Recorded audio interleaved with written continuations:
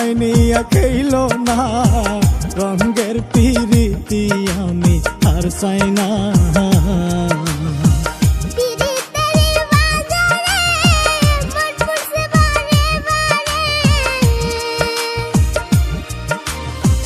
পিরিতের বাজারে